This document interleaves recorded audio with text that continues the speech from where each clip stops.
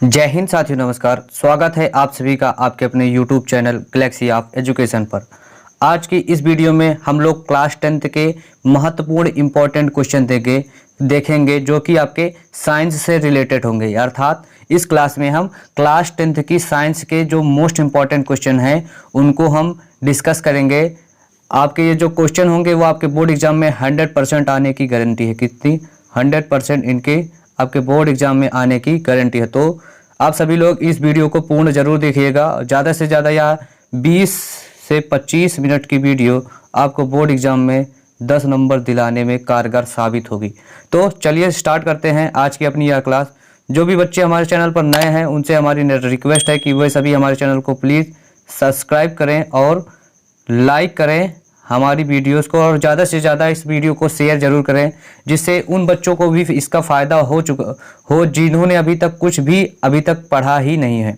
तो चलते हैं अब आपके अपने टॉपिक पर। इस वीडियो में हम लोग क्या देखने वाले हैं? इस वीडियो में हम लोग देखेंगे क्लास 10th साइंस जो है आपकी, इसके जो महत्वपूर्ण बहुविकल्पी प्रश्न है। कौन से?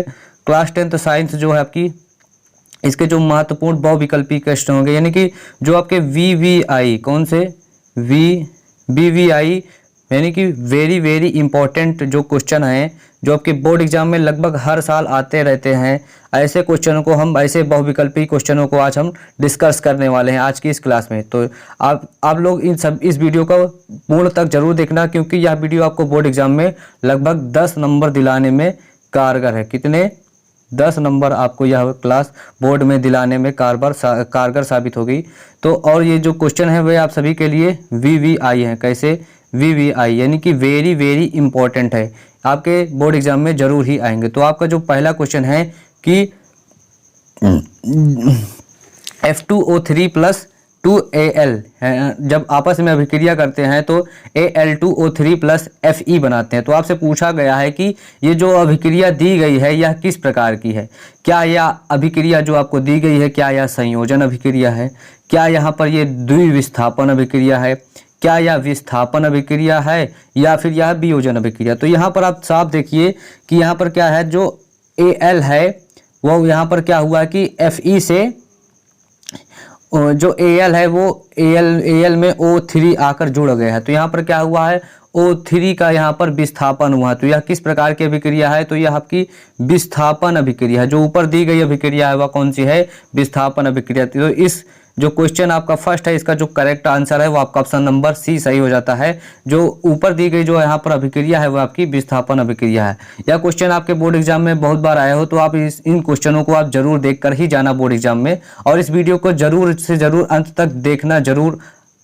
चलिए चलते हैं अब आपके नेक्स्ट क्वेश्चन में।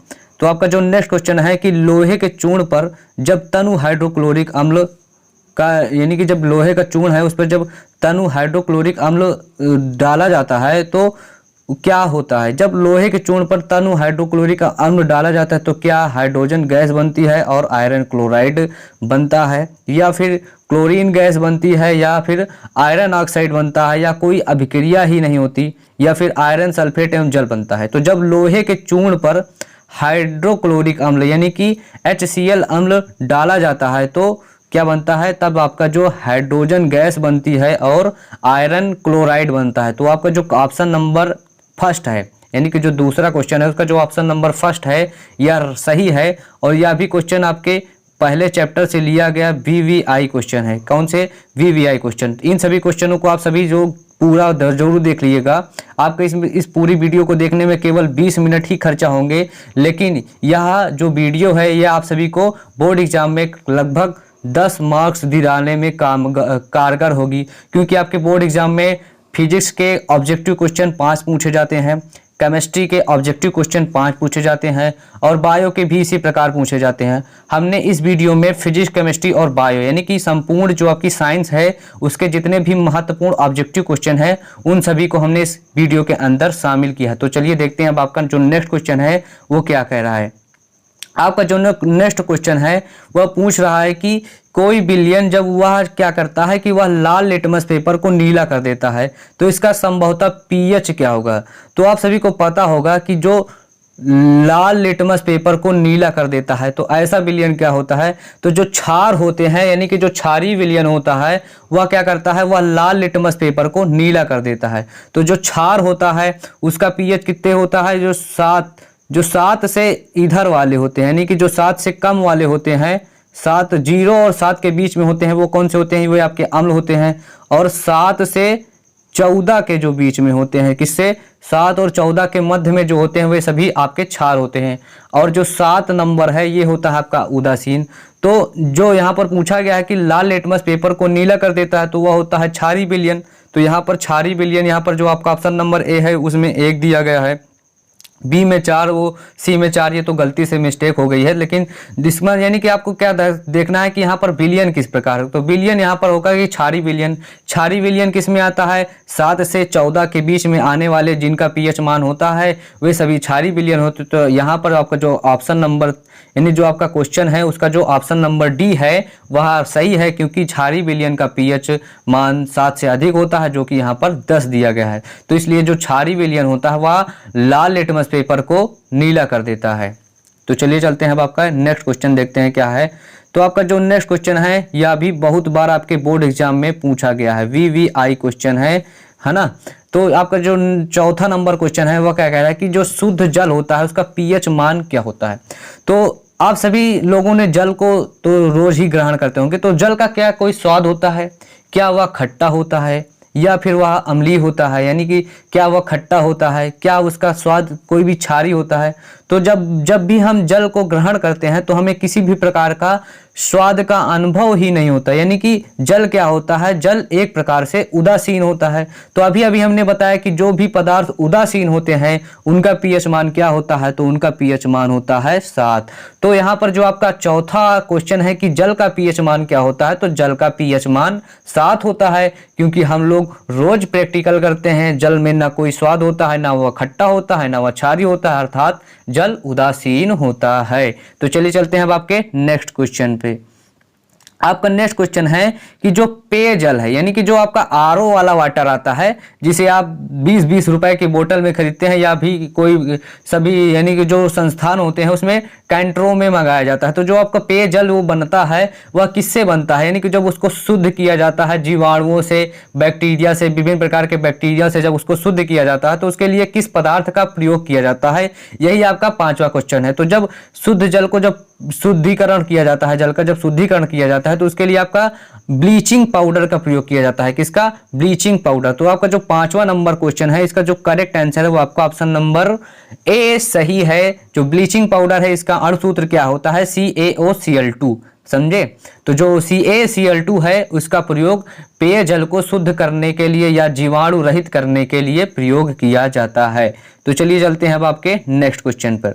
तो जो आपका नेक्स्ट क्वेश्चन है यह आपके धातु एवं अधातु नामक चैप्टर से लिया गया है। तो इसमें जो आपका पहला क्वेश्चन है कि एंटीमनी क्या है। तो एंटीमनी जो है ये आपकी है क्या है? एंटीमनी एक प्रकार की उपधातु है। एंटीमनी ना तो धातु है, एंटीमनी और बिस्मिथ दो उपधातुएं हैं। कौन सी? एंटीमनी और जो आपके जो बिस्मिथ है ये सभी क्या हैं? ये सभी उपधातुएं हैं। मिश्रित धातुएं क्या है कि जिनमें दो या दो से अधिक धातुओं को मिलाकर बनाया जाता है वो होती हैं मिश्रित धातुएं। धातुएं क्या होती हैं? जो इलेक्ट्रॉन को त्याग करती हैं वे सभी धातुएं कहलाती हैं। अधातुएं क्या होती हैं? अधातुएं वे होती हैं जो इलेक्ट्रॉन को ग्रहण करती हैं। और उपधातुएं क्या होती हैं? ऐसी धातुएं जिनमें धातु और अधातु दोनों का गुण पाया जाता है, जैसे एंटीमनी और बिस्मिथ। तो चलिए चलते हैं अब आपके नेक्स्ट क्वेश्चन पर। आपका नेक्स्ट क्वेश्चन है कि यहाँ पर जो दिया गया है 7वां नंबर क्वेश्चन की कौन सी धातु ऐसी है जो ठंडे जल के साथ अभिक्रिया करती है। तो स्टूडेंट आप सभी को हमने क्या पढ़ाया था? आप सभी को हमने पढ़ाया था जो सक्रियता श्रेणी, जो सक्रियता श्रेणी थी तो उसमें जो ऊपर वाले को यानी जो ऊपर उसमें सक्रियता श्रेणी के एकदम टॉप पर जो भी तत्व थे वे सभी क्या करते थे? वे अत्यधिक क्रियाशील तत्व थे। तो उनमें कौन कौन से थे? तो उनमें सक्रियता श्रेणी के जो सबसे ऊपर थे उसमें क्या थे? आपके सोडियम और कैल्शियम। तो जो सोडियम और कैल्शियम थे ये बहुत ही सक्रिय धातुएं हैं। ये वायु से है ना, ये वायु से, ठंडे जल से, सभी से बहुत ही तीव्र अभिक्रिया करती हैं, इसलिए इन्हें केरोसिन में डुबाकर रखा जाता है। तो यहाँ पर जो आपका 7वां नंबर क्वेश्चन है कि कौन सी धातु ठंडे जल के साथ अभिक्रिया कर लेती है, तो इसमें जो आपका ऑप्शन नंबर डी है ये आपका सही है, यानी कि जो आपका ऑप्शन नंबर डी है इट इज राइट आंसर। तो जो आपका सोडियम और कैल्शियम क्या है, सोडियम और कैल्शियम नहीं, सोडियम और पोटेशियम होगा, समझे, कैल्शियम यहाँ पर गलती से छप गया है। तो जो आपके सोडियम है और पोटेशियम जो धातुएं हैं ये आपके ठंडे जल से तीव्र अभिक्रिया करती हैं। तो चलिए चलते हैं अब आपके नेक्स्ट क्वेश्चन पर। निम्नलिखित में से कौन सी धातु अम्ल से हाइड्रोजन को विस्थापित नहीं कर पाती। तो हमने आपको सक्रियता श्रेणी में क्या बताया था कि जो सक्रियता श्रेणी में जो ऊपर वाली धातुएं हैं, यानी कि जो धातुएं टॉप पर रहती हैं, वे अपने से नीचे वाली धातु, जो नीचे वाली धातु है उसको उसके विलयन से विस्थापित कर देती हैं। तो सक्रियता श्रेणी में हाइड्रोजन को वही धातु नहीं विस्थापित कर पाएगी जो धातु आपके हाइड्रोजन से नीचे स्थित होगी। कहां पर, हाइड्रोजन से वो आपके नीचे स्थित होगी। तो सक्रियता श्रेणी में हाइड्रोजन से नीचे कौन सी धातु स्थित है, तो सक्रियता श्रेणी में हाइड्रोजन से जो नीचे स्थित धातु है वो आपकी कौन सी है, वो है आपकी कॉपर। तो जो भी यानी कि जो धातु अम्ल है उसमें से जो हाइड्रोजन को विस्थापित नहीं कर पाएगी तो वो आपकी जो कॉपर है ये हाइड्रोजन को उसके अम्ल के विलयन से विस्थापित नहीं कर पाएगी। तो चलिए चलते हैं अब आपके नेक्स्ट क्वेश्चन पर। आपका जो नेक्स्ट क्वेश्चन है कि जर्मन सिल्वर में कौन सी धातु नहीं होती। तो जर्मन सिल्वर जो है वो आपकी एक मिश्र धातु है जिसमें खुद सिल्वर यानी कि Ag नहीं होती। किसमें, जर्मन सिल्वर जो है ये आपकी जो मिश्र धातुएं हैं उसमें ये होती है, और इसमें जो पाया नहीं जाता तो वो क्या होता है, इसमें सिल्वर खुद नहीं पाया जाता। इसके नाम में तो जर्मन सिल्वर है लेकिन इसमें खुद सिल्वर अनुपस्थित होता है। तो चलिए चलते हैं अब आपके नेक्स्ट क्वेश्चन पर। तो आपका जो नेक्स्ट क्वेश्चन है कि ब्यूटेन है ना, ब्यूटेन जो है इसका क्रियात्मक समूह क्या है। जो आपका ब्यूटेन है इसका क्रियात्मक समूह क्या है। तो ब्यूटेन के लिए क्या है, आपका जो भी जिसमें आता है ओन, क्या होता है, ब्यूटोन, जैसे ब्यूटेनोन है ना, हेक्सानोन। तो ये जो इसमें जिसमें ओन आता है वो सभी किसके होते हैं, वो सभी ऐसे जो क्रियात्मक समूह हैं वो क्या होते हैं, तो वो होते हैं आपके ब्यूटेन समूह के। तो जो ब्यूटेन समूह का क्रियात्मक समूह है इसका जो यानी कि जिसको आप पहचानेंगे कैसे, तो उसका जो पहचान के लिए जो चिन्ह होता है, जहां पर भी कार्बन के साथ ऑक्सीजन, जो कार्बन है इसके साथ अगर ऑक्सीजन डबल बॉन्ड आपस में बनाता है तो ऐसा जो क्रियात्मक समूह होता है वहां पर ये होता है आपका ब्यूटेन। यहाँ पर हाइड्रोजन लगा होगा, यहाँ पर भी हाइड्रोजन लगा होगा। तो ऐसी जगह जहाँ पर संरचना बनती है वहाँ पर जो ये जो क्रियात्मक समूह है वह आपकी ब्यूटेन होगा। तो यहाँ पर जो आपका ऑप्शन नंबर बी है वह सही है कि ब्यूटेन का जो क्रियात्मक समूह है वह क्या होगा, जहाँ पर सी डबल बॉन्ड O जुड़ा होगा वही ब्यूटेन का क्रियात्मक समूह होगा। तो चलिए चलते हैं अब आपके नेक्स्ट क्वेश्चन पर। देखते हैं अब आपका नेक्स्ट क्वेश्चन क्या है कि एसिटिक अम्ल, एसिटिक अम्ल जिसका आप सामान्य भाषा में सिरका कहते हैं, इसका एक नाम क्या है, इसका इसे जो साइंटिस्ट लोग हैं वो विनेगर नाम से भी बुलाते हैं। कैसे, एसिटिक अम्ल, सिरका या विनेगर, तीनों एक ही यानी कि एक ही वस्तु के नाम है। तो एसिटिक जो अम्ल है CH3COOH है ना, तो इसका पूछ रहा है कि इसका IUPAC नाम क्या है। तो IUPAC नेमिंग के लिए सबसे पहले हमको क्या करना पड़ता है, सबसे पहले हमें रूट वर्ड यानी कि जो एल्क है यानी कि जो कार्बन है उसको गिनना पड़ता है। तो यहाँ पर जो CH3COOH है इसमें क्या है, इसमें कार्बन कितने हैं, तो यहाँ पर है 2 कार्बन है ना। तो 2 कार्बन को क्या कहते हैं, 2 कार्बन को क्या कहते हैं, 2 कार्बन को कहते हैं यहाँ पर 2 कार्बन को कहते हैं क्या, एथ कहते हैं। और इसमें क्या होता है, जो होता है यानी कि जो एसिटिक अम्ल होता है इसका जो क्रियात्मक समूह है उसको क्या कहते हैं, ओइक। तो इसका जो यानी कि जो नाम होगा वो क्या हो जाएगा, इथेनोइक। क्योंकि इथेन जो होगा इसका इथेन, सब में क्या है सिंगल बॉन्ड लगा हो तो इस सिंगल बॉन्ड को क्या कहते हैं, एन। लेकिन जो आपका होता है, जो आप आर्टिकल पढ़ते हैं, आर्टिकल के अनुसार जो भी यानी कि जब जहां पर भी दो आर्टिकल हैं यानी कि जो 2 वावेल्स हैं अगर वो साथ साथ आते हैं तो एक को हम हटा देते हैं, तो इसीलिए इसका नाम क्या हो जाता है, इथेनोइक एसिड। तो इसका जो आपका ऑप्शन नंबर बी है कि एसिटिक अम्ल का आयुपेसिक नाम क्या है, ये है आपका इथेनोइक एसिड। और ये जो क्वेश्चन है ये आपका VVI क्वेश्चन है। क्या है? वेरी वेरी इंपॉर्टेंट क्वेश्चन है। इस क्वेश्चन को आप लोग जरूर ध्यान में रख कर जाना।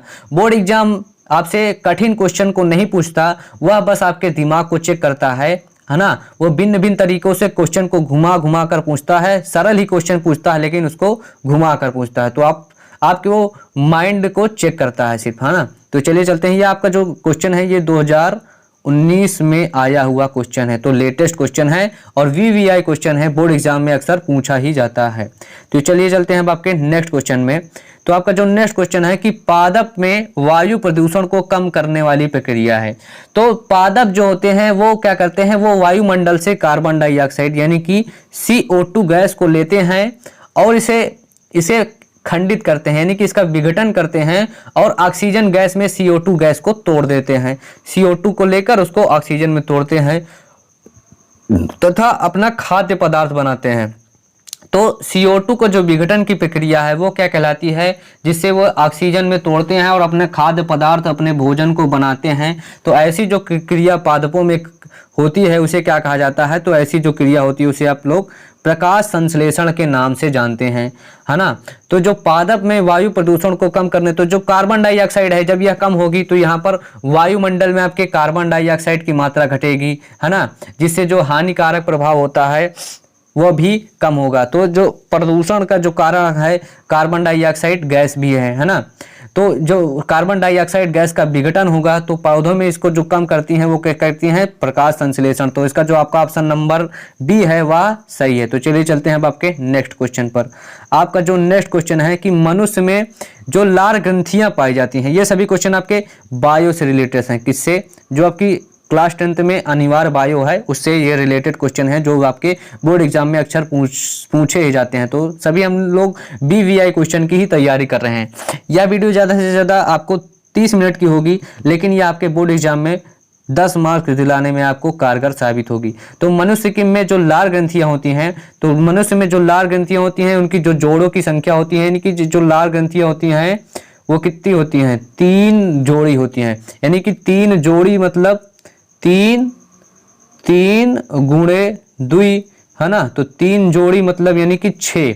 मनुष्य में कुल लार ग्रंथियों की संख्या 6 होती है, जिन्हें हम 3 जोड़ी के नाम से जानते हैं। तो मनुष्य में जो लार ग्रंथियों की संख्या है वो कितनी है, 3 जोड़ी। आपका जो ऑप्शन नंबर बी है वह राइट है। चलिए चलते हैं अब आपके नेक्स्ट क्वेश्चन पर। आपका नेक्स्ट क्वेश्चन है कि जो यकृत है, जो आपका यकृत है वह किस रस का श्रावण करता है। क्या वह लार का श्रावण करता है, क्या वह जठर रस का श्रावण करता है, या फिर वह पित्त रस का श्रावण करता है। यानी कि जो यकृत है उससे पित्त रस निकलता है। तो जो यकृत होता है वो आपका पित्त रस का श्रावण करता है। यानी कि जो यकृत है उससे क्या कौन सा रस निकलता है, तो यकृत से आपका पित्त रस निकलता है। चलिए चलते हैं अब आपके नेक्स्ट क्वेश्चन पर। तो जो आपका नेक्स्ट क्वेश्चन है, जो आपका 15 नंबर क्वेश्चन है कि मादा लिंग हार्मोन कहलाता है। क्या मादा लिंग हार्मोन एंड्रोजन कहलाता है, या फिर इंसुलिन कहलाता है, या एस्ट्रोजन कहलाता है, या इनमें से वह कोई है ही नहीं। तो जो आपका मादा लिंग हार्मोन है, इसका जो आपका ऑप्शन नंबर सी है वह राइट है। जो मादा लिंग हार्मोन है उसे क्या कहा जाता है, तो उसे कहा जाता है एस्ट्रोजन। आपका ऑप्शन नंबर सी यहाँ पर राइट है। लेकिन जो पुरुषों में जो हाइड्रोजन यानी कि जो पुरुषों का जो हार्मोन होता है उसे क्या कहते हैं, पुरुषों में उत्सर्जित हार्मोन कहलाता है एंड्रोजन, और जो मादा में द्वारा उत्सर्जित हाइड्रोजन होता है वह एस्ट्रोजन कहलाता है। जो आपका इंसुलिन है यह आपके जो शुगर वर्गीय बीमार जो होते हैं ना व्यक्ति, उन्हें इंसुलिन का इंजेक्शन दिया जाता है जो आपके शुगर को कंट्रोल करने के लिए सहायक होता है। तो चलिए चलते हैं अब आपके नेक्स्ट क्वेश्चन पर। तो यहाँ पर आपका जो नेक्स्ट क्वेश्चन 16 नंबर क्वेश्चन है कि उसमें क्या होगा कि मनुष्य में पाई जाने वाली मिश्रित ग्रंथि कौन सी है। यानी कि मिश्रित ग्रंथि का मतलब जिसमें 2 या 2 से अधिक ग्रंथियां पाई जाएं। तो क्या यह पिट्यूटरी ग्लैंड यानी कि पिट्यूटरी ग्रंथि, या जिसे आप मास्टर ग्रंथि कहते हैं, क्या वह यह है कि क्या मास्टर ग्रंथि मिश्रित है। क्या थायराइड ग्रंथि जो आपके गले में पाई जाती है, क्या वह मिश्रित है। तो जो आपकी मिश्रित ग्रंथि है वो होती है आपकी अग्न्याशय। अग्न्याशय जो ग्रंथि जो है ये आपकी मिश्रित ग्रंथि है। तो जो आपका 16 नंबर क्वेश्चन है इसका जो राइट आंसर है वो आपका ऑप्शन नंबर सी है कि जो अग्न्याशय ग्रंथि होती है यह मिश्रित ग्रंथि होती है और मनुष्यों में पाई जाती है। चलिए चलते हैं अब आपके नेक्स्ट क्वेश्चन पर। नेक्स्ट क्वेश्चन क्या कह रहा है कि निषेचन के बाद पुष्प का कौन सा भाग फल में बदल जाता है। यानी कि जब परागकण परागवाहक के साथ पुंकेसर में यानी कि पुंकेसर में प्रवेश करता है तो उसके बाद जो आगे की क्रिया होती है जिसे निषेचन कहा जाता है। तो निषेचन के बाद जो होता है पुष्प का कौन सा भाग फल में बदलता है, तो जो अंडाशय होता है, पुष्प का जो अंडाशय होता है वह किस में बदल जाता है, वह आपका फल में बदल जाता है। तो जो निषेचन क्रिया है उसमें क्या होता है, जो पुष्प का अंडाशय होता है ना, जिसमें बीज बीज पाए जाते हैं वह आपका फल में बदल जाता है। चलिए चलते हैं अब आपके नेक्स्ट क्वेश्चन पर। इस वीडियो में हम आप सभी को 30 प्लस ऑब्जेक्टिव क्वेश्चन बताएंगे, जिसको अगर आप लोग देख लेते हैं तो आपके बोर्ड एग्जाम में लगभग ऑब्जेक्टिव क्वेश्चन आपके हल हो जाएंगे और आप लोग ज़्यादा से ज़्यादा मार्क्स गेन करने में तथा एग्जामिनर को प्रभावित करने में अधिक से अधिक प्रभावित करने में सहायता प्राप्त होगी आप सभी को। तो चलिए चलते हैं अब आपके जो नेक्स्ट क्वेश्चन है। तो नेक्स्ट क्वेश्चन में आपको पूछ रहा है कि जो डीएनए होता है इसके जो दो तंतु होते हैं, यानी कि जो नाइट्रोजन वर्गीय अम्ल होता क्षार होता है डीएनए में और जो फास्फोरस वर्गीय क्षार होता है जो जिसको हम तंतु कहते हैं, वो किस बंध से जुड़ा होता है।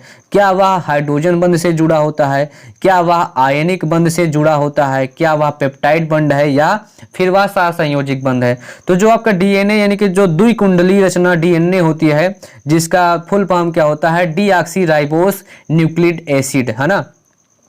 तो इसमें क्या होता है, राइबोस नामक न्यूक्लिक एसिड पाया जाता है। एडेनिन, ग्वाइनिन, साइटोसिन और थाइमिन नामक क्षार डीएनए में उपस्थित होते हैं। तो इसमें जो दोनों कुंडलियां होती हैं वो किससे बनी होती हैं, इसमें जो दोनों कुंडलियां होती हैं वो आपके हाइड्रोजन बंध से बनी होती हैं। तो डीएनए में जो दोनों तंतुओं को आपस में जोड़ता है तो वह क्या होता है, वह होता है आपका हाइड्रोजन बंध। तो चलिए चलते हैं अब आपके नेक्स्ट क्वेश्चन पर। आपका नेक्स्ट क्वेश्चन कह रहा है कि अनुवांशिकी के प्रयोग में, यानी कि जो आनुवंशिकता का सिद्धांत जिसे मेंडल ने दिया, आनुवंशिकता के जो पिता हैं उसे क्या कहते हैं, फादर ऑफ जेनेटिक्स, है ना। जो आनुवंशिकी है उसके जो पिता हैं वो कौन से हैं, तो वो है आपके मेंडल। तो उन्होंने जो अपना प्रयोग किया वह किस पर किया, तो आप सभी को ज्ञात होगा कि मेंडल ने अपना प्रयोग मटर के पौधे पर किया, जिसका वैज्ञानिक नाम क्या सा था। तो मेंडल ने जो अपना प्रयोग किया था वह था उद्यान मटर पर, यानी कि जो मटर हम खेतों में बोते हैं, उद्यान में यानी कि बागीचों में बोई जाती है, उस मटर पर इन्होंने अपना कार्य किया। तो मटर भी दो प्रकार की होती है, एक होती है जंगली मटर, है ना, एक होती है उद्यान मटर। जंगली मटर जो जंगलों में उग जाती है यानी कि स्वयं उगती है, उसे बोना नहीं पड़ता, और जो उद्यान मटर होती है उसे हम लोग अपने खेतों में बोते हैं। तो जो उद्यान मटर है इसका जो वैज्ञानिक नाम था क्या था, वह था आपका पाइजम सटाइवम, है ना। तो जो मेंडल ने अपना प्रयोग किया वह पाइजम सटाइवम नामक यानी कि उद्यान मटर पर अपना प्रयोग किया। जो आपका ऑप्शन यानी कि जो आपका 19 नंबर क्वेश्चन है इसका ऑप्शन नंबर बी, यानी कि जो मेंडल ने प्रयोग किया वह मटर का पौधा था। तो चलिए चलते हैं अब आपके नेक्स्ट क्वेश्चन पर।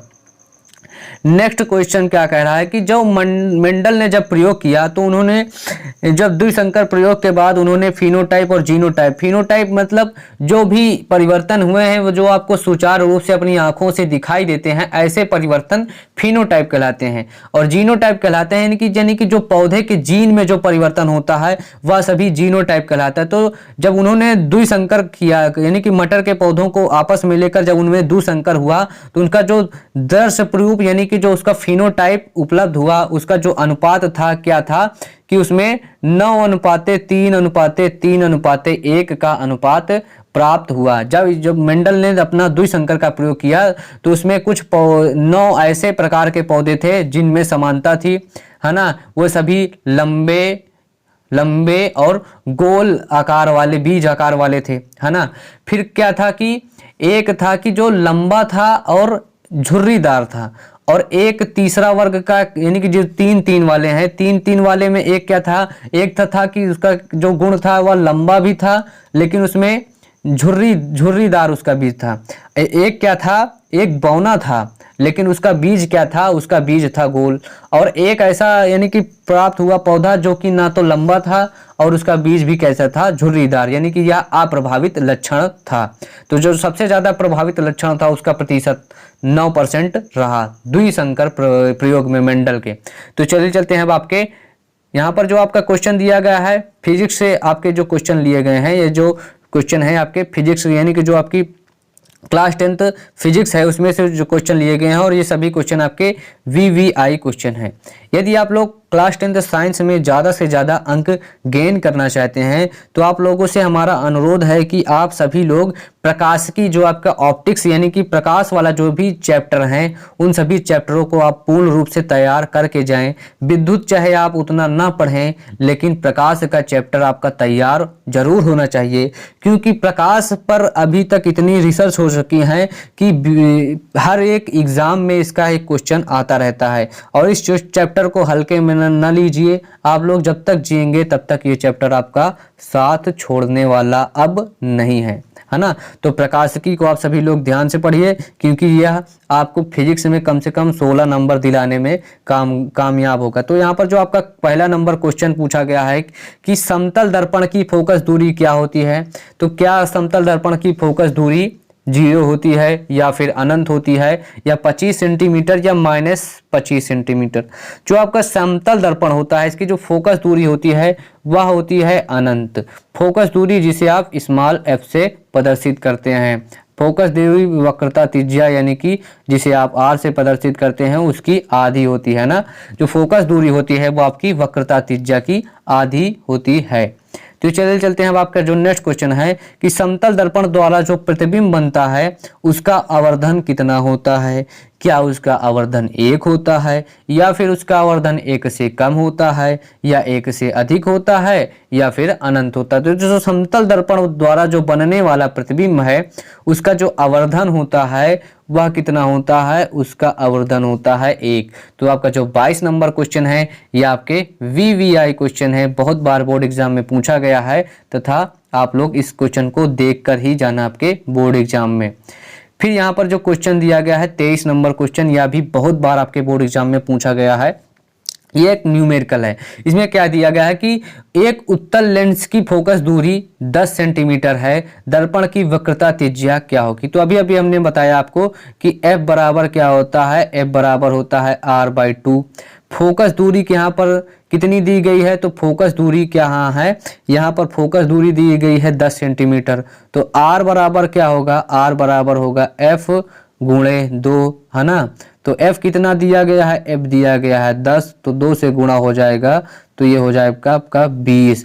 तो ये जो क्वेश्चन है कि एक उत्तल दर्पण की फोकस दूरी 10 सेंटीमीटर है, तो दर्पण की वक्रता त्रिज्या क्या होगी, तो दर्पण की वक्रता त्रिज्या होगी 20 सेंटीमीटर। तो इस क्वेश्चन का जो आपका राइट आंसर है वो आपका ऑप्शन नंबर बी सही है। यह क्वेश्चन आपके लिए बहुत ज़्यादा इम्पॉर्टेंट है, इस क्वेश्चन को आप लोग देखकर ही जाना। बोर्ड एग्जाम में आपसे कठिन सवाल नहीं पूछे जाते, बस वे आपके माइंड की चेकिंग करते हैं। क्या आप सभी को फोकस दूरी का सूत्र याद है, तो इसे आप लोग कमेंट में जरूर लिखिएगा। तो चलिए चलते हैं अब आपको नेक्स्ट क्वेश्चन पर। जो आपका नेक्स्ट क्वेश्चन है दिया गया है कि 50 सेंटीमीटर फोकस दूरी वाले उत्तल लेंस की क्षमता क्या होगी। जो क्या इसकी क्षमता -2 डायोप्टर होगी, क्या इसकी क्षमता +2 डायोप्टर होगी। तो जो उत्तल लेंस की जो है 50 सेंटीमीटर वाले उत्तल लेंस की जो क्षमता है वो होगी आपकी यानी कि +2 डायोप्टर। और जिन भी लोगों को फोकस दूरी यानी कि जो क्षमता होती है, क्षमता जो लेंस की क्षमता है उसका सूत्र पता है, तो वे सभी लोग हमें कमेंट बॉक्स में उसका सूत्र जरूर लिखकर बताएं। तो चलिए चलते हैं अब आपको नेक्स्ट क्वेश्चन पर। नेक्स्ट क्वेश्चन पूछा गया है कि जो स्वस्थ आंख होती है उसका दूर बिंदु कितना होता है। या भी गाइज आप सभी के लिए वेरी इंपॉर्टेंट क्वेश्चनों का जो खजाना है उसमें से एक बहुत ही महत्वपूर्ण क्वेश्चन है कि जो स्वस्थ आंख होती है उसका दूर बिंदु कितना होता है। क्या यह 25 सेंटीमीटर होता है, क्या यह 100 सेंटीमीटर होता है, या 50 सेंटीमीटर, या अनंत पर। तो जो आपकी स्वस्थ आंख होती है इसका जो दूर बिंदु होता है, तो जो स्वस्थ मानव नेत्र का जो दूर बिंदु होता है वह आपका होता है अनंत तक। और जो निकटतम बिंदु होता है तो निकटतम बिंदु होता है 25 सेंटीमीटर। या क्वेश्चन दो प्रकार से पूछा जा सकता है कि मानव नेत्र के लिए निकटतम बिंदु क्या है, तो मानव नेत्र के लिए निकटतम बिंदु 25 सेंटीमीटर और दूरतम बिंदु क्या है, वह है आपका अनंत पर। आप लोग चंद्रमा को देख लेते हैं अपनी नग्न आंखों से, अब इससे ज्यादा क्या देखेंगे। चलिए चलते हैं अब आपके नेक्स्ट क्वेश्चन पर। तो जो नेक्स्ट क्वेश्चन है कि जो प्रिज्म होता है उसके द्वारा सबसे अधिक विचलन किसका होता है, यानी कि जो सौर का प्रकाश होता है अगर उसे प्रिज्म से गुजारा जाए तो किस रंग का विचलन, यानी कि कौन सा रंग ऐसा होगा जिसका फैलाव ज़्यादा से ज़्यादा होगा। तो जो प्रिज्म होता है उसके द्वारा सबसे अधिक जो विचलन होता है वह किसका होता है, तो प्रिज्म द्वारा सबसे अधिक विचलन बैगनी रंग का होता है। तो यहाँ पर बात यह होती है कि फिर सबसे कम किसका होता है, तो सबसे कम जो होता है वो होता है आपका लाल रंग का। तो प्रकाश की जो तरंग है उसमें 7 रंग होते हैं और इसको किसने बताया, इसको आप सभी लोग हमें कमेंट बॉक्स में लिखकर बताएंगे कि प्रकाश में 7 रंग होते हैं, इसे किसने बताया।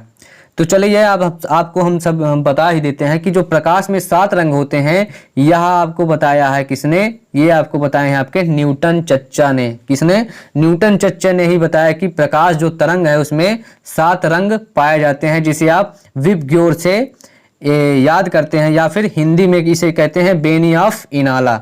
तो चलिए चलते हैं अब आपके नेक्स्ट क्वेश्चन पर। जो आपका नेक्स्ट क्वेश्चन है वो कौन सा है कि एक प्रोटॉन क्या है, प्रोटॉन एक धनात्मक आवेश होता है, यानी कि जो प्रोटॉन क्या होता है वो धन आवेश होता है। एक प्रोटॉन पर क्या होता है, प्लस चार्ज होता है। तो प्रोटॉन पे जो चार्ज होता है वो किसके बराबर होता है, वह इलेक्ट्रॉन के चार्ज के बराबर होता है। तो यहाँ पर पूछा गया है कि एक प्रोटॉन पर विद्युत आवेश की मात्रा कितनी होती है, तो एक प्रोटॉन पर जो विद्युत आवेश की मात्रा है वह कितनी होगी, 1.6 गुणे 10 के घात -19 कूलाम, है ना। जो एक प्रोटॉन होगा उसमें जो चार्ज होगा वह 1.6 गुणे 10 के घाते -19 कूलाम के बराबर होगा। तो आपका जो नेक्स्ट क्वेश्चन है कि एम्पियर सेकंड किसका मात्रक है, तो जो आपका एम्पियर सेकंड है किसका मात्रक है, क्या यह विद्युत ऊर्जा का मात्रक है, क्या यह विभवांतर बल का है या फिर आवेश का या फिर धारा का, है ना। तो क्यू बराबर क्या होता है, तो जो आपका एम्पियर सेकंड है यह किसका मात्रक है, तो आपका ये एम्पियर सेकंड जो है ये आपका कुल आवेश, यानी कि जिसे आप क्यू से प्रदर्शित करते हैं उसका, यानी कि जो आवेश का जो एम्पियर सेकंड है ये आपका आवेश का मात्रक है ना। इसे आप आवेश के नाम से जानते हैं ना, जो भी चार्ज होता है उसका ये मात्रक है। चलिए चलते हैं अब आपके नेक्स्ट क्वेश्चन पर। आपका नेक्स्ट क्वेश्चन क्या है कि जब प्रतिरोधों को समांतर क्रम में संयोजित किया जाता है तो उसमें क्या समान रहता है, क्या प्रतिरोधों को जब समांतर क्रम में यानी कि संयोजित किया जाता है तो क्या उसमें धारा समान रहती है, क्या विभवांतर समान रहता है या फिर आवेश समान रहता है। तो जब 2 या 2 से अधिक प्रतिरोधों को समांतर क्रम में संयोजित किया जाता है तो वहां पर जो आपका विभवांतर होता है ना, जो आपका विभवांतर होता है जिसे आप V से प्रदर्शित करते हैं, यह आपका समान होता है। लेकिन जब इन्हीं प्रतिरोधों को श्रेणी क्रम में संयोजित किया जाता है, जब इन्हीं प्रतिरोधों को श्रेणी क्रम में संयोजित किया जाता है तो वहां पर आपकी विद्युत धारा जिसे आप I से प्रदर्शित करते हैं, है ना, ये होती है आपकी समान। और यहाँ पर देखिए जो एम्पियर सेकंड वाला था, यानी कि ये जो क्वेश्चन है कि एम्पियर सेकंड का मात्रक है तो क्यों बराबर, यानी कि जो I बराबर होता है वो आपका होता है Q/T, है ना। Q/T होता है, Q से क्या होता है, Q से होता है आपका आवेश। तो यहाँ पर हम इसको ऐसे भी तो लिख सकते हैं कि Q बराबर I × T। तो I यानी कि विद्युत धारा का मात्रक होता है एम्पियर, और T कितना होता है, T समय के लिए, यानी कि कितना समय व्यय हुआ आवेश को जाने में, है ना। तो ये आपका जो आवेश है उसका सूत्र हो गया कि आवेश कैसे निकालेंगे। तो इसका जो मात्रक है वह कौन सा है, एम्पियर सेकंड। चलिए चलते हैं अब आपके नेक्स्ट क्वेश्चन पर। इसी तो हो गया आपका एक। यहाँ पर जो आपका क्वेश्चन नंबर 30 है वह क्या कह रहा है कि एक गतिमान आवेशित कण क्या उत्पन्न करता है। तो जो आपका एक गतिमान आवेशित कण है, जैसे ये गतिमान आवेशित कण है मान लीजिए, है ना, तो ये क्या करता है, ये विद्युत धारा और चुंबकीय क्षेत्र दोनों उपस्थित करता है, जिसका एक अच्छा उदाहरण क्या है, वह है आपका डायनेमो। डायनेमो में क्या है, यदि आप उसके कुंडलियों को घुमाते हैं, यानी कि कुंडलियों को आप घुमाते हैं किसके द्वारा, इंजन के द्वारा या किसी भी पवन चक्की के द्वारा या है ना पानी जल ऊर्जा के द्वारा। जब आप टरबाइन को घुमाते हैं तो उसमें क्या होता है, जो कुंडलियां हैं वो आपस में घूमती हैं, है ना, कुंडलियां घूमती हैं। तो कुंडलियां घूमने के कारण वहां पर क्या होता है, कुंडलियों को जब आप यांत्रिक ऊर्जा देते हैं तो कुंडलियां घूमती हैं, कुंडलियां घूमकर यहाँ पर क्या बनाती हैं, कुंडलियां घूमकर वहां पर खुद से चुंबकीय क्षेत्र उत्पन्न करती हैं। और जब उनके घूमने से क्या होता है, चुंबकीय क्षेत्रों में परिवर्तन होता है, जो विद्युत चुंबकीय फ्लक्स होता है, चुंबकीय फ्लक्स में जब परिवर्तन होता है और बार बार घूमती रहती हैं तो प्रति सेकंड उसमें परिवर्तन होता रहता है, जिससे कहते हैं प्रति सेकंड चुंबकीय फ्लक्स में परिवर्तन होने से क्या उत्पन्न होती है, तो यहाँ पर विद्युत धारा उत्पन्न होती है। तो जब एक समान यानी कि एक गतिमान आवेशित कण तो क्या उत्पन्न करता है, वह विद्युत क्षेत्र और चुंबकीय क्षेत्र दोनों उत्पन्न करता है। इसका जो सबसे अच्छा उदाहरण था वो था आपका विद्युत डायनमो। चलिए चलते हैं अब आपका जो नेक्स्ट क्वेश्चन है कि नेक्स्ट क्वेश्चन क्या कह रहा है कि कौन सा यानी कि कौन सा चुंबकीय क्षेत्र का मात्रक नहीं है। जो आपका चुंबकीय क्षेत्र होता है उसका मात्रक इसमें से कौन नहीं है, है ना। तो क्या इसका मात्रक वेबर प्रति मीटर स्क्वायर होता है। तो जो चुंबकीय क्षेत्र है उसका मात्रक वेबर प्रति मीटर स्क्वायर होता है। चुंबकीय क्षेत्र का मात्रक टेस्ला भी होता है और चुंबकीय क्षेत्र का मात्रक गॉस भी होता है। लेकिन जो न्यूटन प्रति एम्पियर स्क्वायर है यह चुंबकीय क्षेत्र का मात्रक नहीं होता, लेकिन अगर न्यूटन प्रति एम्पियर मीटर लिखा है तो यह चुंबकीय क्षेत्र का मात्रक होता है। तो इसका जो करेक्ट आंसर है कि उसमें से जो चुंबकीय क्षेत्र का मात्रक नहीं है तो आपका ऑप्शन नंबर जो डी है, न्यूटन प्रति एम्पियर स्क्वायर, यह चुंबकीय क्षेत्र का मात्रक नहीं है। थैंक्स। आप सभी को हमारा पूर्ण वीडियो देखने के लिए बहुत बहुत धन्यवाद। आप सभी से हमारा अनुरोध है कि आप सभी हमारी वीडियो को प्लीज़ लाइक करें और ज़्यादा से ज़्यादा इस वीडियो को शेयर करें और अपने सभी दोस्तों के साथ इस वीडियो को शेयर जरूर करें और हमारे चैनल गैलेक्सी ऑफ एजुकेशन 2.0 को सब्सक्राइब जरूर करें, जिससे यहाँ पर आने वाली सभी नई वीडियोस की नोटिफिकेशन आप सभी को जल्द से जल्द प्राप्त हो सके। इस वीडियो यानी कि इसमें हमने क्या किया, इसमें सभी जो ऑब्जेक्टिव क्वेश्चन जो थे आपके बोर्ड एग्जाम से रिलेटेड, जो आपके लिए BVI थे यानी कि बोर्ड एग्जाम में जिनकी आने की संभावना अधिक थी, उन क्वेश्चनों को हमने इसमें लिया है। इसके बाद आपके जो अति लघु उत्तरीय प्रश्न होंगे और उसके बाद फिर हम देखेंगे दीर्घ उत्तरीय प्रश्न। तो अभी आपकी 2 वीडियो और भी आने वाली, तो आप इस चैनल को प्लीज सब्सक्राइब करें, जिससे आप सभी को उन वीडियोस की नोटिफिकेशन जल्द से जल्द मिल जाए। तो इस वीडियो में यहीं तक रखते हैं, आगे की वीडियो आप सभी को नेक्स्ट वीडियो में प्रोवाइड कराई जाएगी। तब तक के लिए ओके बाय।